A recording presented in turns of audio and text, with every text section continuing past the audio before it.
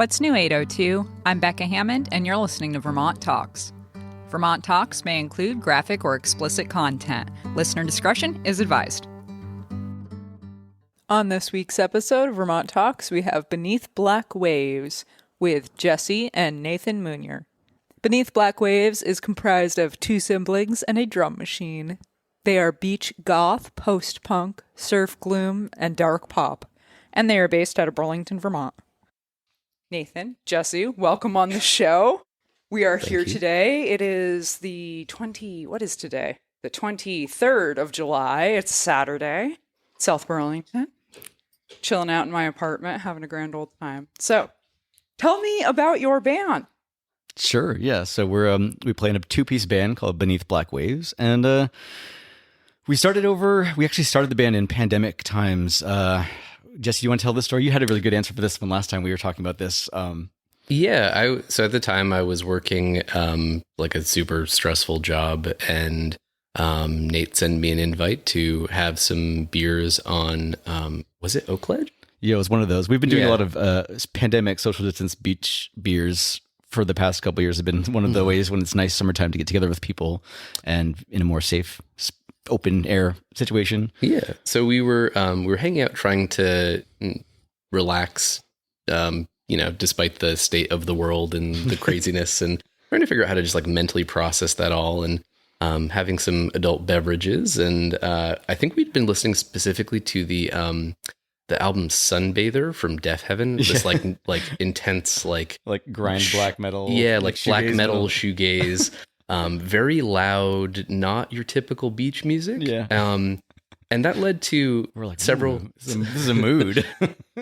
Several drinks later, we were like, "What if we start a beach goth band?" Not really knowing specifically what beach goth is, and I've heard the term kind of thrown about, and we're just like, what if we just like shoot for that aesthetic, not really knowing what it is. Let's just decide on what that is as we go, because we like surfy kind of music, a lot like post-punk stuff, a lot of like classic goth music and metal and what things. So we're just like, let's make a beachy sounding band that's like real dark and moody and depressed sounding, but also like maybe really poppy too. So we play a music that sort of encompasses those different elements to it. But yeah, we started off basically as a pandemic band and practiced for a couple of years, or a year and a half or so, and then been playing shows the last year or two. So yeah, and it's just the two of us and a drum machine. Oh yeah, that's right. The two siblings and drum machine. the robotic third member, and also now an array of keyboards and other pedals too. We're weaving into the family. But yeah, so it's just us, and we've been playing shows and getting a feel for what that is like, and it's been a lot of fun. I really love the term beach goth. I was going to ask about it. Beach goth, surf gloom. That was the other one I think is amazing. Surf gloom. Your sound, is it very completely varied? Do you have some extremely heavy stuff? Because I was listening to your set with Robot Dog. It's like, oh my God, this is so pretty. But then you listed beach goth. I'm like, I feel the prettiness. I feel your aesthetic. I see the goth. I see you, how goth you are. But I was like, wow, this is some really pretty. It felt more like the Beach Boys almost, like that pretty sort of.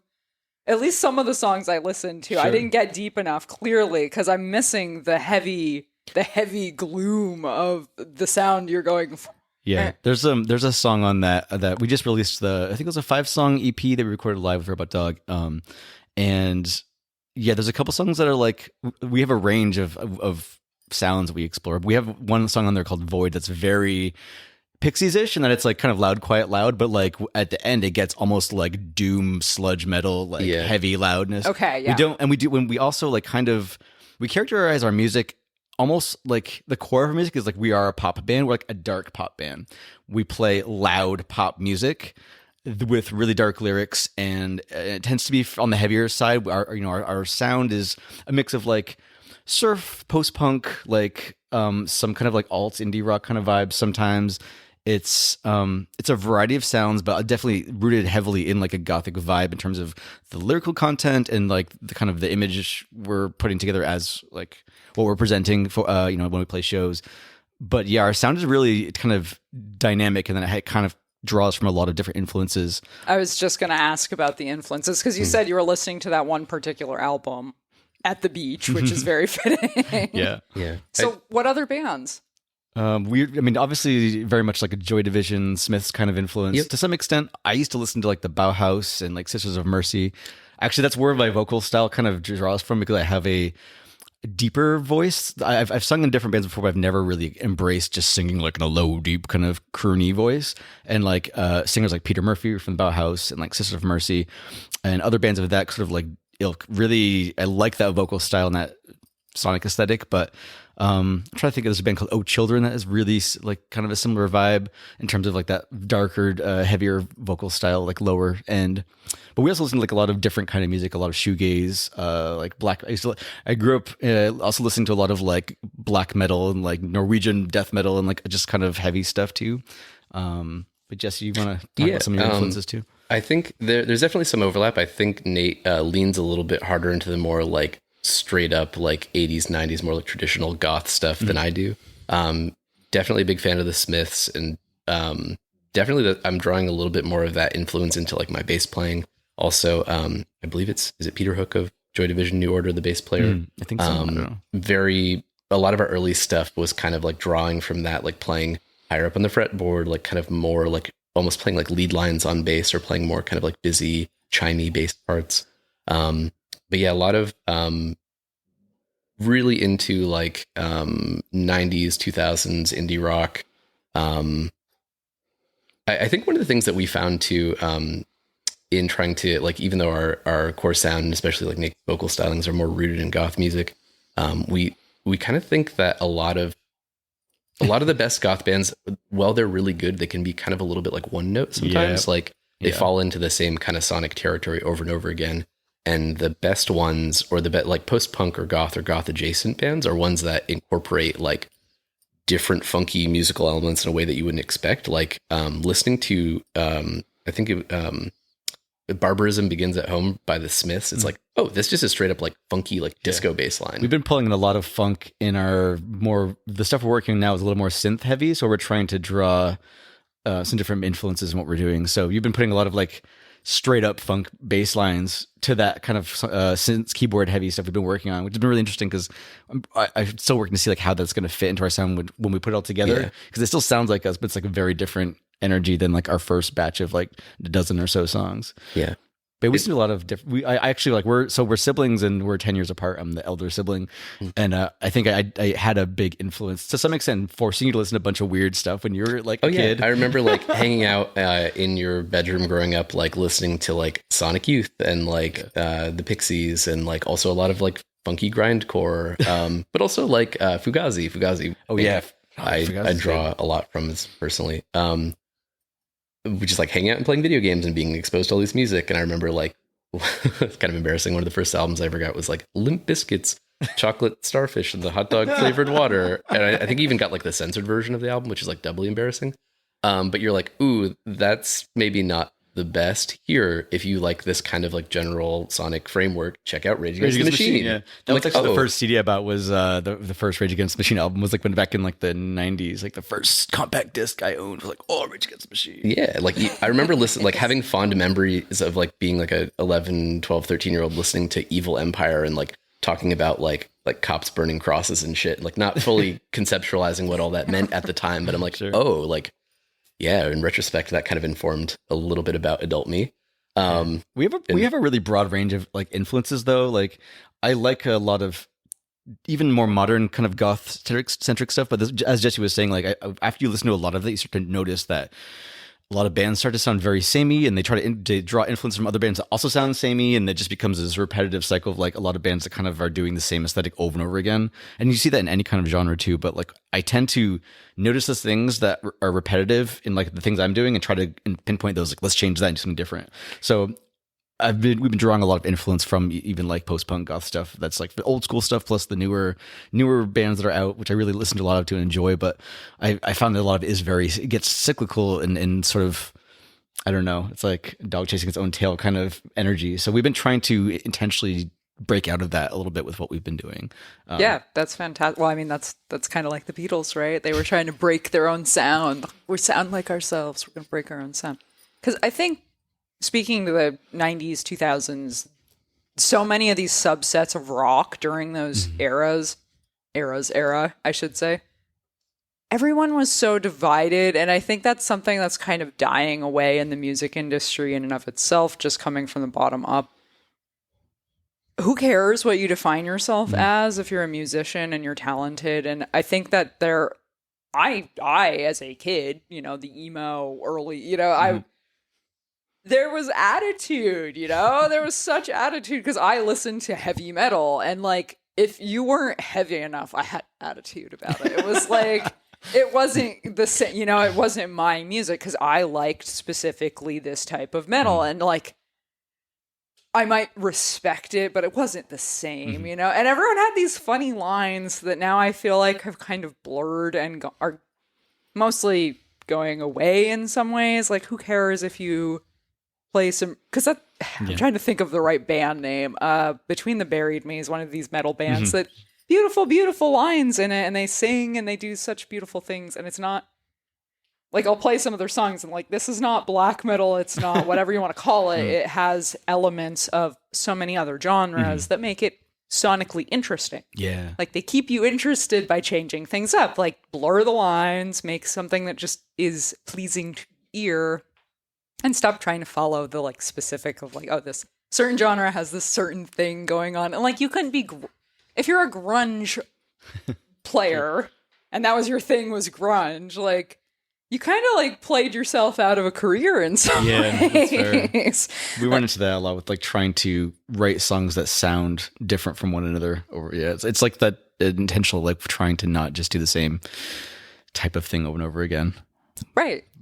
Yeah, no, it's really interesting because it, like you wrote, that you're evolving your sound all the time. You're talking about so many different influences, and to even be aware of it, most bands aren't so much aware of, oh, I said this song sounds like this other song that we wrote, because it's their own music, and who, like, I'm gonna sound like myself, right? But if you're actually striving to continue to evolve and change, you're just going to be making interesting music no matter what, right? Like, that's a really cool mentality to have. Do you want to talk any more about your process?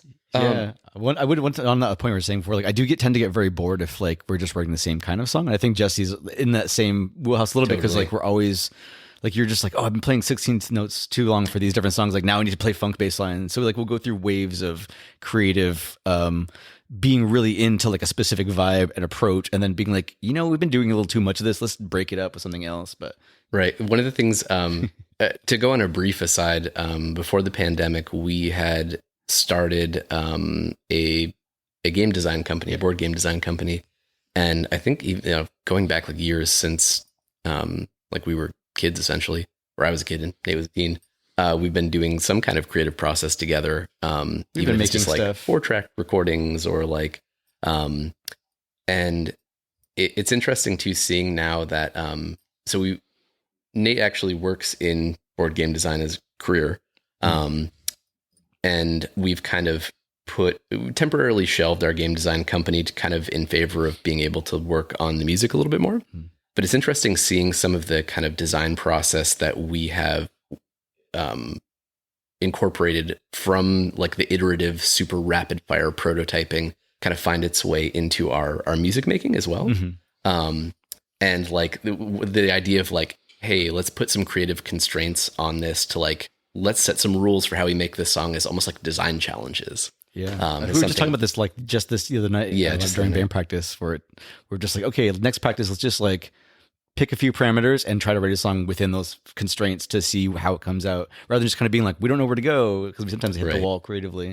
One of the cool pieces of gear that we've been incorporating into our songwriting process, especially as we've kind of made the decision to double down on some of the like the more electronic, dancier end of the spectrum. Dance punk, like poppy, synth waves type energy. We're trying to bring some of that into our sound a little bit more. Yeah, so we have and maybe you can talk about this a little bit. We have the Deluge. The Deluge. Yeah, the synth drum. We have to like shout out to Matt from Night Protocol, who, when I was like, what setup do you folks use? And he was going on about their gear, and he's like, I was like, what if I wanted to get like everything in one box situation? He was like, get this for what you're describing. So I did, and it's been really a good tool for like rapid tracking ideas and throwing in like synth, because we want to have a sound that incorporates bass and guitar, which is what we use, but also like having over layers of synthesizer stuff on top of that, and I also have I have like a Korg keyboard I've been playing with too. But we're trying to like put all those together into one soup.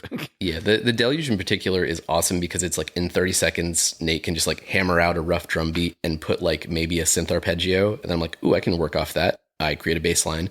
Or we're just trying to like do some of those like rapid fire, like can we write the bones of a song or like a working idea or like a chorus or a verse in like less than 5 minutes and then turn it into something, just even as like a writing exercise. Yeah, because it's hard to write songs when you don't have a live drummer. Like if you're playing the kind of music we do where it's very rhythmic, like counter rhythm, counter melodies, our stuff, we've been trying to inject more like air into the songs to let things breathe a little bit more. But we started off writing a lot of 16th notes, a lot of very busy parts where there's always something going on. I'm singing a lot. I'm actually not really, I mean, I guess technically I'm a guitar player now and a singer, but like I've been a drummer most of my life. So I write songs. We were also running into this wall last time we were working on stuff. It's like I write songs in terms of structure because I'm thinking of it from like a drummer standpoint, where it's cool. Like here's a chorus and a verse and intro, and like Jesse was saying, like that's not how your brain works the same way. So we've been trying to kind of play with that, but to not get too off the rails, the having the ability to like put down some drum beats quickly without having to like fiddle through menus. Like that's why the Deluge is great. You just literally there's like a little grid and you just punch out like kick, snare, drag it, and you've got you get like a little beat going. Instant dance beat, yeah. But then we can kind of just like jam on that. And before we had those tools, we were just having a lot of practice where it was just guitar and bass, and we would write the songs without any percussion or anything. And then I would go back and like we'd record that idea, and I go back and like sit down and meticulously program we have it's like a Boss DR880, which is a great drum machine they don't sell anymore. But I would go through and program the drums through that and all the, like the changes and stuff, and then we bring it back and fine tune it. But for me as a drummer, like a lot of the energy I get from a song or like a vibe comes from like percussion. So we've been writing a lot of our songs without any percussion to begin with, but having that tool to kind of layer a bit of a drum groove, figure out like, what does that feel like? Oh, that gives me an idea to like take this kind of rhythmic approach on guitar. And our music is sort of weird though, because I'm a drummer playing guitar, and like I haven't sung in a band as like a front person really for like, and since I was like in like high school or college maybe. Even like my one band I played the most in, what used to be a Ninja Death Squad was a band I used to play in, which is just a drummer and guitar, and that was me playing drums and screaming and my friend Andy playing guitar. But like it's been a while since I've been like singing full time in a band as like the main singer. So it's been interesting to explore like what does that look like. And now lately I've just been like for a lot of our songs I noticed that I've been kind of doubling down and singing along to the lead lanes, because I don't play a lot of chords. I play a lot of leads when I play guitar, which is weird because it's like we have no rhythm guitar, but it's just bass and guitar. So I'm singing along to the leads and then also like trying to counter against that. But then I realized I've been doing that so much that, again, it's an example of like I realize I'm doing a thing. Now I can't do it for the next 3 songs. I'm not going to try to sing along to leads. Let me do something different and try to like write around that crutch I've been using. So also to interject, if it's not obvious at this point, we kind of mentioned our weird brains. Oh, yeah. We're some ADHD neurodivergence going on here. We both come from we're both being siblings. We both have the same like flavor of like unique mental challenges. Yeah, which it becomes a creative, like we work with that, and it's actually pretty helpful for our process. But we also are very intense when we get into like creative mode too. We're very like intense, and we think and move and talk and process things very quickly, but we can also burn each other out too. It's like pointing 2 intense laser beams at each other and they go How quickly can you guys write a song though? Like how long did it take to write the EP, the 5-track EP? Well, we started off just kind of being open to seeing like what does beach goth post punk like loud sad pop music sound like in our context. So we took a while to kind of just write a bunch of songs and like throw stuff at the wall, and so, like maybe half of those first batch we were like maybe 20 songs and like got rid of most of them. Yeah, I think the first practice to you came with some like mostly finished songs, and that didn't work at all. We were crammed into my like your tiny house, 7 by 18 foot tiny house with just like amps around us. We like couldn't move, rattling the thing. Like had to like climb over all of our gear to get out and like use the bathroom. That was fun though, because that was like the first one. I'm like, oh yeah, this definitely could be a band, even if we don't really know what we're doing yet. Like, because I wrote 3 songs, because I was doing a lot of solo stuff with drum machine and guitar. At that point, I was kind of wanting to transition away from doing that because it's more fun to be in a band with somebody than just being a solo performer sometimes. So being able to experiment with that a little bit, I came into practice with like, well, we should have some songs to play. So I wrote some songs, and none of them stuck. Like we kind of got a flavor for the sound, but we quickly realized like we write better when we like collaborate in real time versus like coming in with finished stuff. So all of our music has been very highly collaborative in terms of like how we write the parts, and like Jesse's style of bass playing is very specific, and like sometimes it's frustrating. And I'm not to giving you shit, but like, Oh, no. In a loving way, because I'm the older sibling, I'm used to we give each other crap all the time. But like he doesn't play bass like a normal bass player, because like if I'm like, oh, I've got this guitar part, just play these like 5 notes and keep it real chill, and he's like, nope, like Yeah. he's like, that's too boring for me. I need to like, because you've been playing lead guitar most of your musical. Yeah, I actually like I'd barely played any bass before starting in this project, and I feel like the running, I guess I don't know if it's a joke. The running comment is like, Nate's not a guitarist and I'm not a bass player. But I don't know if we can say that now. I think we kind of settled in a little bit more. Yeah. But yeah, like you don't play bass like a normal bass player would per se, but I think that actually is, even though it can be hard from a songwriting standpoint, sometimes I'm just like, want you to play in the pocket. And you've been doing more of that lately when we've been picking those moments, and it actually makes the music stronger because we don't play in the pocket most of the time. And when we both choose to like get real chill or be double down on something, it really makes an impact in the sound. Yeah. But also I like that because it's like pushing, we're writing music I wouldn't normally write, because are both pushing each other in these interesting directions and counter melodies and counterbalances and rhythmic stuff. And like, it takes a long time sometimes to, when it sticks really well. And sometimes we will like throw stuff against the wall over and over again until it like starts to take a shape that we want it to. But so to get your question is like, sometimes we write songs very quickly, but the EP, we chose that group of songs out of like a bigger group we had written. So we wrote we spent the whole first year of being in a band in pandemic, just being like, well, we're not going to play shows anytime soon. Let's just write a bunch of music. So that's what we did. We wrote like 15, 16 songs. I think got to about 20, and then we got rid of a bunch of them. I think we've got about almost 20 songs now again that we'll throw some out every once in a while and put new ones in, but we've got a good batch of music now that we're kind of focused on, and we're trying to push and write newer stuff in a different vibe. But yeah, that's amazing. I mean, even if you don't call them finished songs, if you can just put out huge amounts of content and pick what you like, that's kind of gold, right? Because it's what you like the most out of everything you've created. Sure, we've been cherry picking stuff a lot, because like we'll put time in something and realize like, this isn't quite right, so we'll put it on the shelf, and so we'll put songs away for a while and then bring them back, and then like find the element that to shift them. Right. Like our song Hymn of Transformation was an example where it was a cool concept, and it's not that much different now than we used to play it, but we made some adjustments and it became a tighter, more fun to play song. It's been one of my favorite songs to play lately when we've been doing live shows. We've got another one in the works too that's kind of in a similar vein. It's called Masks. It was one of the first songs that Nate was playing live, synth on the Korg mini log. Mm-hmm. And I was like, I like this song, but I'm like, I always feel like I could, I'm not quite at the level of bass playing I want to be to write the kind of part I want to write for it. And now I feel like I'm getting kind of more into that, having spent a little bit more time working on things. And and I think a lot of the focus now is like kind of maybe like reapproaching some of those older tracks that have potential or have good ideas in them, and seeing like, can we rewrite this? Can we salvage it? Or should we just kind of like throw it in the scrap pile and just bang out some more stuff? Yeah. Are you constantly recording so that you can get back and remember these little tidbits? Yeah, having a phone. Like we usually will record if we get like ideas on our phones. We'll play an idea during practice, flesh it out, get a version of it, and I'll record it and just set it aside, and I'll email you the files. But then like once it becomes like a full, we can play it from start to finish. And also we haven't talked about this yet though. Like lyrically, vocal melody is important to our sound. So when we're playing a song, I don't like typically have words to go to the songs. So there's a whole lot of like meow meow meow meow meow meow. Like I'll like meow into the mic. I'll like just go like blah blah blah. I say like gibberish. It's like Simlish kind of like it took me a long time to get comfortable doing that, because it's like very weird to be like just speaking nonsense, but like focusing on the singing and melody to kind of hammer out ideas like, how do I want to sing this? That's actually been a really big part of our creative process, is just like putting a mic on, playing through the music that we kind of figured out, and then like doing reps of that, and just me like pushing my voice and singing and trying to like do better, like to come up with melodies that are interesting to me. And then I go back and kind of fine tune them. But like getting that whole rough draft, like scratch concept for a song is really important.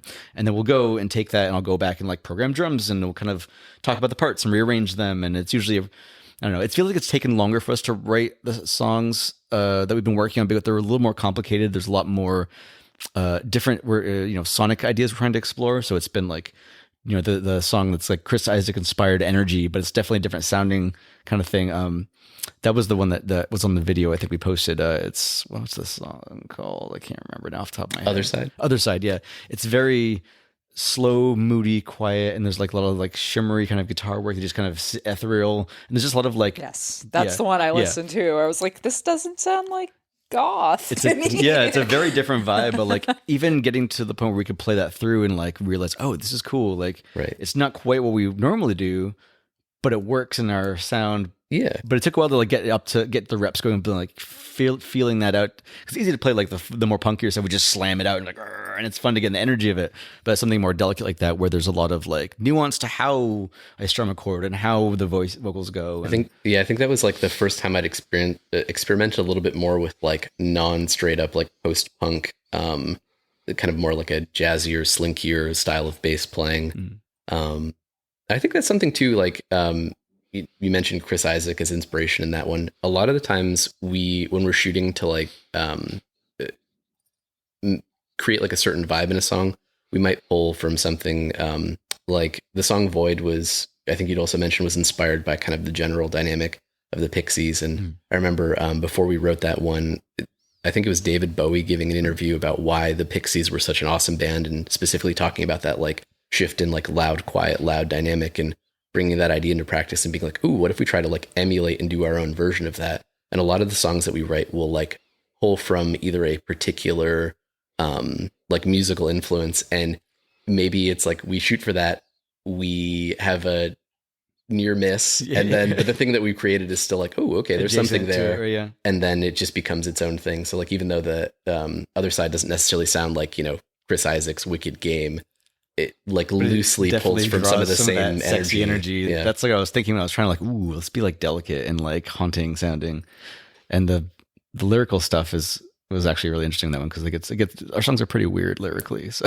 yeah, I'll let Nate elaborate on that. They want to. Yeah, feel free, please go on. So like one of the things I think is most interesting about being able to be like a singer in a band, like it's really satisfying for me to play guitar and program all the drum stuff and be on stage doing that, but also like thinking about like what do we want to present as like what are we about? Because like some bands just write like songs about like whatever, and it's like we kind of going into this project, I wanted to have like a very specific like headspace about like the lyrical content. So our first batch of songs, we set the parameter of like let's write songs about death.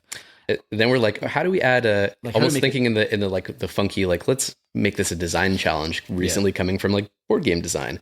And so we're like, what if we make this EP about death, but make it from like unconventional perspectives, like death maybe from the perspective of someone or something that has died, and then maybe like adding in a layer of like lyrical abstraction on top of that. I tend to write in a lot of abstract, like I'm not usually writing I don't think any of the songs are really about just like what you see is what you get about what the lyrics are. It's like it's all subtle references and like vague, like it's almost like I paint pictures in my brain of like what is the story and what's the scene and what's happening.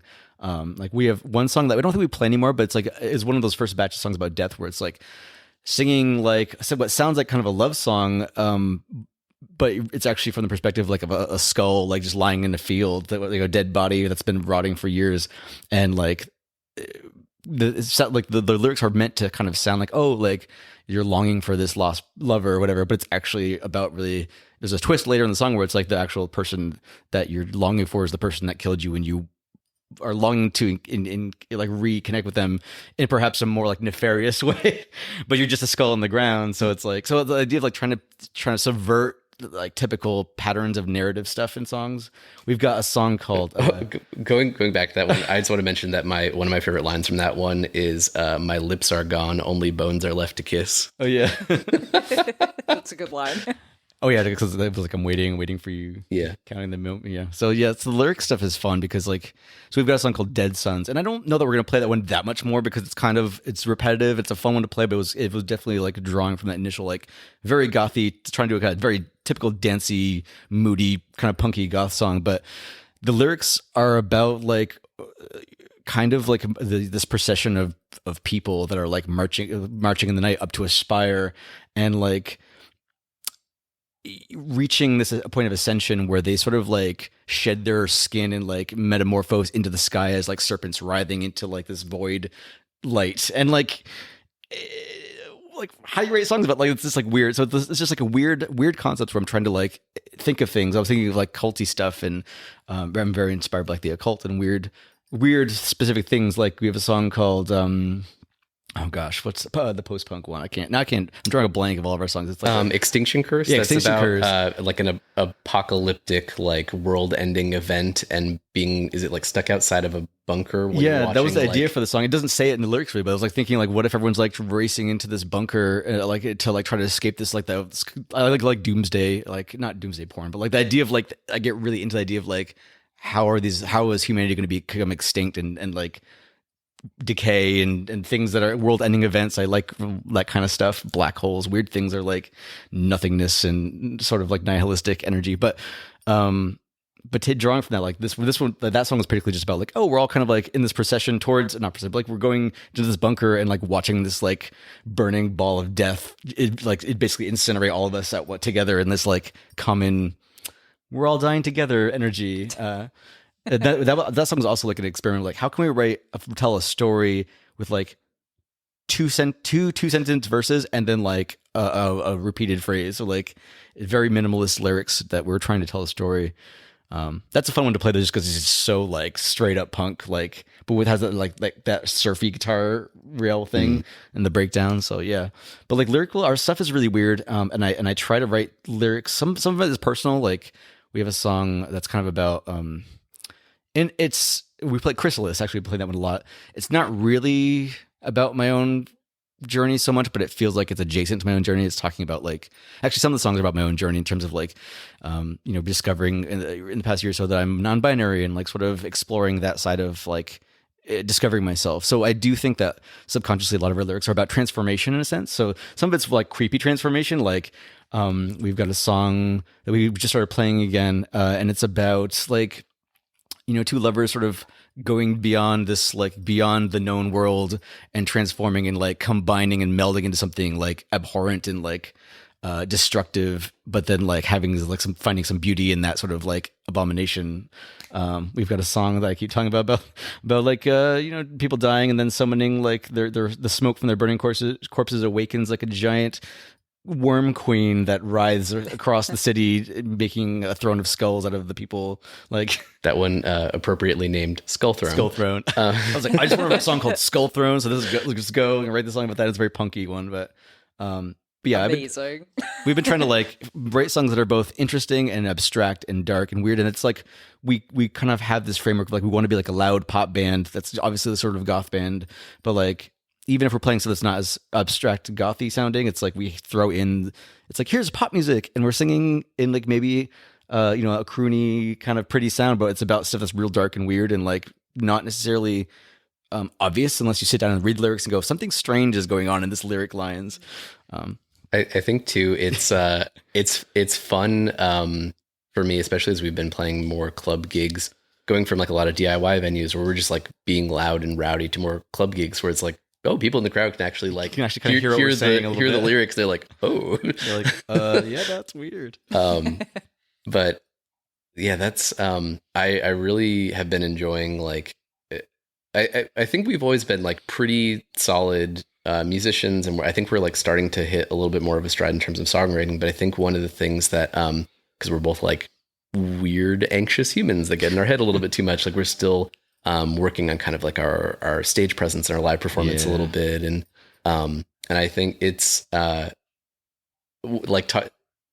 one of the things that we've been kind of working towards too is eventually trying to figure out a way to like have me do like some more background vocals and more. I'd love to have you sing because you've had a good singing voice, and then it'd be cool because like again with our stage presence, like part of the reason we don't move around a lot on stage is we're both like very occupied in what we're doing. Yeah. Like, when I play drums, like I'm playing a show at High Ground with my other band Shore Rates tonight, and like I can walk in there and just like play drums and just be in the zone and be like looking in the crowd and not and like doing things and not paying attention, just like do it automatically. But like standing up, doing pedal dances, running the drum machine, playing lead lines. I'm not a lead guitar player, but I'm playing like lead melodies and singing and trying not to lose my balance because often I'll play in like couple inch heels lately. That's the other aspect of like being a front person. Is like I get to like dress up and feel pretty on stage, which is nice. But like there's a lot going on there, so it's hard for me to get away from that and move around and like be more animated. And for you, like you're playing really busy bass lines, so you kind of also you know anxiety of like live performance. Like you'll sit there and just like be in the zone, like hitting all those notes, craziness, just like not move. So we also like kind of both are hyper aware of that. We're not moving. What should we doing? And we were having a conversation like immediately following a show. It was like a Monkey House show where we're like talking about like being like super self-conscious. Like, am I getting low enough in my power stance? Am I like moving around enough? Am I like looking at the crowd? And I'm thinking like I'm preemptively going to mess this song up. I know in like 3 measures I'm going to mess it up. I'm like, no, I don't do it. Like, so it's like there's all this or if something sounds strange, like we played the show Arts Right where the sound on stage was very different than what we're used to, but they sounded great in the crowd. But like we had to turn all of our stuff down, like getting used to being in a show, like a bigger club venue, we have to adjust your sonic input for the stage. But we were like, everything sounds real weird, but I think it's all right because people are telling us it sounds good. But we're like very anxious and be like, I don't know if we're like, and also getting sweaty and like it's hard to be a musician, I guess. Yeah, being on stage is really scary. I used to play out, and honestly, my anxiety kills me now, and I just like can't do it anymore. So I appreciate what you guys are talking about. It's like, what do I do with my arms? Right. Are they out enough? Yeah, totally. I totally get that. So we're already at 37 minutes, and I just want to touch base on a couple of things before we end. Where are you guys both from? Are you from Vermont originally? Yeah. We both in Franklin County, and me too. Fairfield, to be precise. Awesome, cool. I just wanted to check where you actually had started from, and how long have you both been playing music? When did you start playing music? I'm 42 this year, so I've been playing since I was like 10 or 11, I think. So about 30 years now, roughly. I think about the same. I started by playing drums on some of your hand-me-down kits. And like, I remember like being a kid and like lurking on the basement stairs and like poking my head down and like, you've been like playing watching music the play. same amount of time I've been playing roughly. Yeah. But you're all like, you were much younger. You were like baby playing, like, because I'm 10 years older than you roughly. Yeah. So, but yeah, we've been playing for a long time, but started playing guitar at like 13 and only switched over to bass like pretty recently. Yeah. And I played drums mostly as my primary instrument all my life, but then been playing guitar off and on since then, but not in like a band typically. So this has been like the first in a while being in a band, playing guitar and being on stage, which is cool. Yeah, that's fantastic.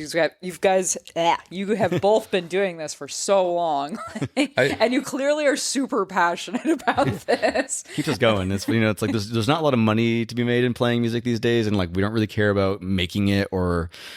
We do want to do some small toury stuff, but like it'd be cool just to get out in front of more people, but we don't really do it for like much more than just because we enjoy it and it's something we really enjoy. Yeah. Get up on stage and playing. We enjoy the writing process and writing music. Like, totally. Hopefully people listen to our stuff and dig it, and like we've been getting really positive response so far, so that's been really encouraging to help us kind of get through the hard parts where like we get in ruts where we're just like, oh, what are we doing? Like, is this even good? Yeah, in my early, like I'm going to be 32 this summer. And in my earlier 20s, I was like starting to like play in bands and like having some like minor degree of success. And then it's just like hit with a string of like rough shows that didn't really go according to plan and just like got in my head, really bad stage fright, really bad anxiety. So I spent some time away, like almost a decade from like. You stopped playing music for a long time, and I've been trying to like trying to find out. And we connected too because there was some other stuff that happened in life where I moved away for like 10, 15 years. We reconnected. I think I was visiting friends out. We were like going to hike in Zion, and I accidentally butt dialed you after Mom gave me your new phone number, and then we like reconnected after I've not talked for like years. Yeah. So this has been fun, like sibling bonding experience too. Yeah, I'm super interested to hear about your game company, but we could have a whole other interview just about that. Because I have had another game design company in town. Concept Medley came on. Oh, nice. Yeah, I know those folks. Yeah, like, they were super cool to talk. I love talking about the game, so we might have to have you guys come back and talk about the game design. Awesome. Totally. Because that would be very, very cool. So is there any other details you want to touch on? You want to talk about yourselves, about upcoming shows, about anything you want to share? I am going to plug the show notes later. I'll give out the show notes link. I forget what number I'm on right now. But all of your links for your Bandcamp, your Spotify, your Facebook page, your email, Instagram, anything else will be on the show notes. But is there any upcoming shows or anything you guys want to talk about? We actually we just wrapped up a good string of shows, and I've got some work trip stuff coming up, and so we've been focusing this the next month or two on just writing more stuff. Yeah. We kind of spent a lot of the winter writing a bunch of stuff, and then we've been playing a lot this summer, so that's been really good to kind of battle test the songs, fine tune them. But also we're kind of wanting to push more. I've been pushing hard to get into more synthier stuff, and we finally got the gear now that we can actually kind of do more of what we want to do. Yeah, especially too the Arts Riot gig that we opened up for Night Protocol, which was super fun. And they're awesome. If you haven't listened to Night Protocol, go check them out. They are a fantastic Burlington synthwave band. And just checking out their setup and their sound. I hadn't seen them before we'd played with them, and they're fantastic. There's some other really cool bands that sound like Roost.world. They do, there's a couple bands that are doing live synthesizer heavy dance music that's not just club dance music, but it's cool vibe to it. I want to get in more with that kind of scene a little bit, because we've played a lot of punk shows, but we've been trying to play more club gigs, but I like having I don't want to just be a band that plays in basements all the time. Even though I have grew up playing DIY shows and doing tours and stuff, I like playing this kind of shows. But I want to play, in bigger venues in front of more people, and have that's part of. It's not to make it. It's just I want to be able to experience playing in front of more people and having people enjoy what we're doing. And also part of that is I want to get people dancing and see if we can subvert. Can we be weird and get people dancing to our stuff? Which is incorporate dancier stuff while still kind of maintaining some level of coherence in our sound and having it sound kind of uniquely our take on dancier. Yeah, you've been writing a lot of funky bass lines, which is super dope, because it's this is adding a different element to our sound. But then also how do we bring it back around? So we've been basically the next couple months we're focusing on writing. I really want to play some October shows. So if anybody hears this and they want us to hop on a bill, I think we're pretty free in October, and I want to get spooky. So yeah, we've also been talking, I think, since the band's formation about let's do a Halloween set of maybe incorporating some Misfits covers that's probably I don't know if that's gonna happen this year, but we've been already making a list of the songs we want to play, but yeah, basically the next this fall we're hope to play more shows, but right now we're just kind of focusing on writing and getting kind of dialing in our stuff. And now that we've got that sort of live EP, that's helpful. It gives people a little bit more to listen to kind of experience. So if people want to check out more of the range of our sonic output besides the first EP, that live recording has some good stuff on it. It's not perfect, but because it was live and I fudged some lyrics a little bit, but we're gonna probably re-record all those songs eventually as part of a bigger album. But we're also writing a lot of new material, so that's kind of the focus right now. But yeah, cool. October. Awesome. Well, congrats to both of you, and thank you both so much for coming on the show. Thank you. Thanks. Yeah. All right. These show notes for this week's episode will be at vermonttalks.com/31. Thanks so much for listening to the end of the show. Subscribe to Vermont Talks on your favorite podcasting platform. You can find me on YouTube, Instagram, Facebook, all over the web. Contact Becca at vermonttalks.com if you'd like to be interviewed or if you know someone who should be. Thanks so much to Jason Baker for creating the show music. The views and opinions expressed by the guests are those of the individuals and do not necessarily reflect the official policy or position of Vermont Talks. Any content or statements provided by our guests are of their opinion and are not intended to malign any religion, ethnic group, club, organization, company, individual, anyone, or anything. And that's what was new in the 802. Have a great day.